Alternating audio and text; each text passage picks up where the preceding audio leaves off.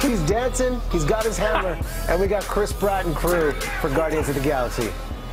And this is more like a Star Wars-esque film than some of the other Marvel movies we've seen come before. It's the most ambitious, I would say, project yet. They're really taking a gamble on this one. And yes, Chris Pratt leads the way as a group of bounty hunters and criminals, essentially, in the galaxy try to stop an overlord from destroying the universe. Have a look.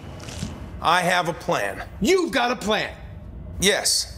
First of all, you're copying me from when I said I had a plan. No, I'm not. People say that all the time. It's not that unique of a thing to say. Secondly, I don't even believe you have a plan. I have part of a plan. What percentage of a plan do you have? I don't know. 12%. 12%?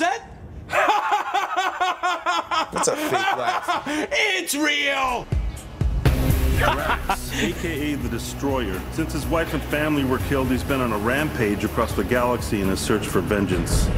Gamora, soldier, assassin, wanted on. So there you go, Chris Pratt leading the way, and this guy basically is going to be in the stratosphere now after this movie as a leading man. He already won me over with the Lego movie, and he's going to be in the upcoming Jurassic World, so this guy proves that he is an A-list leading man now, Riaz.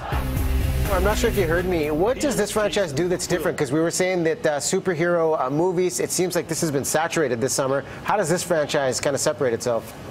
That's a great question. It's a lot more wacky. I mean, you see the visuals. It's all dazzling. It's more fantasy and science fiction driven. You still got a lot of that strange jargon. And I felt like with this one, if you hadn't seen the other previous Marvel properties that have been leading up to this, you're going to be a little bit lost. And that's, to me, what was a bit of the drawback. Also, because you're dealing with all these brand new characters and introducing them and showing these origin stories, the villain, sadly, gets left by the wayside. There's a couple of villains in this one, including Lee Pace, who plays Ronan the Accuser. He's sorely underdeveloped. I didn't think he was very effective. And the story itself of Guardians of the Galaxy is quite simplistic. They're not really sort of changing the basic mold or framework of the narrative. So that, to me, was a bit of a drawback. And at times, it's almost too funny for its own good, where it's doing the really sort of wink to cameras and the cheeky dialogue and all the 70s music strewn about. It almost felt like it was a bit forced at times, but this is the most fun you'll have in the theaters this summer and one of Marvel's best movies. How many hammers are you going to drop for Guardians? You know what? I really enjoyed this one. I didn't think it was quite as good as Captain America 2 or Iron Man 3. 4 out of 5. Okay, 4 out of 5 is a good start for us. And Woody Allen back in a big way. Magic in the Moonlight. Tell us about this.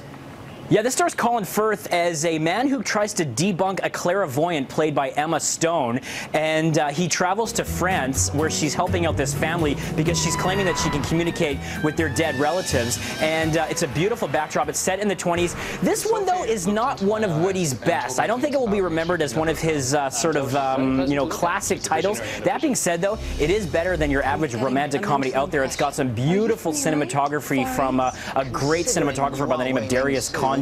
And so it looks absolutely stunning and gorgeous. Colin Firth is sensational. He's not the most likable guy in this movie, but that's kind of typical sometimes of the lead in a Woody Allen movie. And he's got some great chemistry with Emma Stone. So they work really well together. Other than that, though, the rest of the roles in the film were a bit thin. They were a bit superficial, so they could have been fleshed out a bit more. But it's worth seeing for Colin Firth and that snappy Woody Allen dialogue, but it's not one of his best, I would say. Okay, how many hammers are we going to drop for Magic in the Moonlight?